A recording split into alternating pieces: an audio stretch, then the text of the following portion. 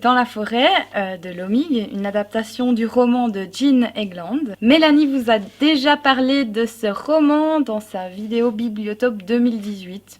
Petite info au passage. Je vous parle de cette bande dessinée car ils ont super bien adapté le roman qui est super à mon sens. Le scénario il est toujours aussi bien, ils ont réussi à rendre ce roman très intéressant même en bande dessinée. J'ai eu beaucoup de plaisir à redécouvrir l'histoire. Les dessins en noir et blanc, très sobres mais quand même détaillés, sont hyper agréables pour les yeux et je trouve que ça va très très bien avec cette histoire qui se passe dans la forêt.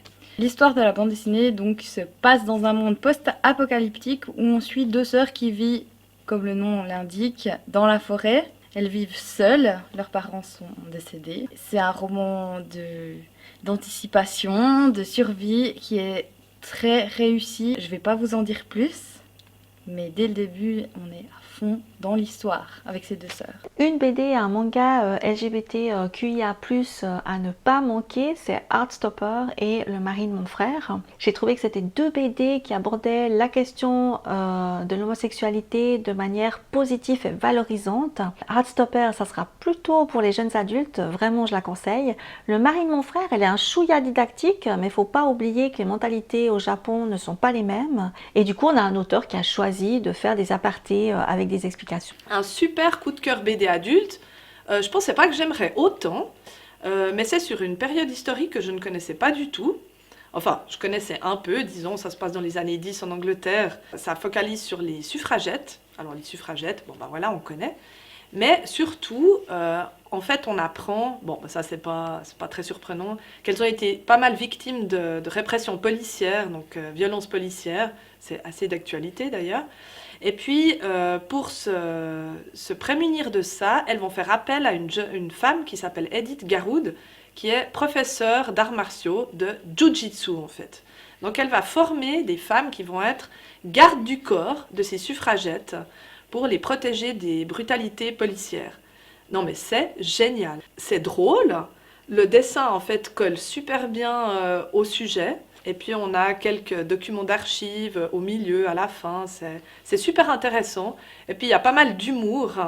Donc alors là vraiment super coup de cœur, je vous le recommande vraiment très très vivement. Ama, fin des années 60, la jeune Negisa débarque sur Egura, une petite ville de pêcheurs qui est gouvernée par les Ama. Ces femmes de la mer, brutes, fortes, indépendantes, qui plongent en apnée pour pêcher les coquillages. C'est un album élégant qui nous fait découvrir un métier méconnu et fascinant, une communauté de pêcheuses apnéistes, un matriarcat composé de femmes extrêmement attachantes, un souffle de liberté qui nous fait regretter les pratiques ancestrales d'un métier aujourd'hui disparu. La fabrique pornographique de Lisa Mandel, d'après une étude sociologique de Mathieu Trashman. C'est une bande dessinée qui raconte le parcours d'un acteur, enfin d'un personnage qui décide de devenir acteur porno en France.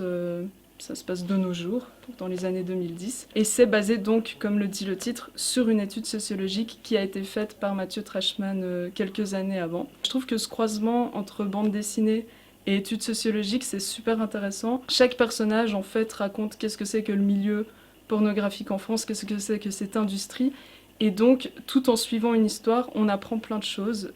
C'est vraiment hyper bien. Les dessins de Lisa Mandel sont assez intéressants parce qu'en fait, tous les personnages sont dessinés de son style habituel, comme on le voit peut-être sur la couverture. Donc, un côté un peu simple et enfantin.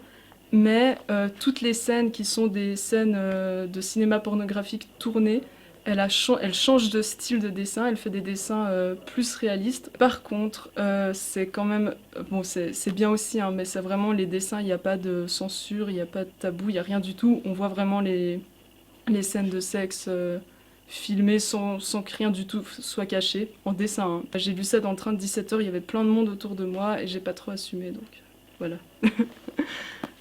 J'ai plus le temps, donc je vais vous passer en revue la suite des coups de cœur 2020. Flipette et Vénère, deux sœurs aussi différentes que deux sœurs peuvent l'être, c'est une réelle bouffée d'air frais. Extase, Jean-Louis Tripp continue de nous raconter sa quête d'essence avec une grande honnêteté. Nous étions les ennemis, Georges Takei retrace le parcours de sa famille et celui des 120 000 nippo-américains qui ont été emprisonnés de force dans des camps suite au bombardement de Pearl Harbor. Géante, un conte initiatique féministe au charme fou. Anaïs Nin, une bouleversante biographie au dessin sublime. L'homme qui tua Chris Kyle, une biographie qui fait froid dans le dos de American Sniper. L'Odyssée d'Hakim, le bouleversant dernier tome de la trilogie de Fabien Toulmé. La nuit est mon royaume, j'étais happée par l'histoire de cette amitié qui se déploie grâce à la musique.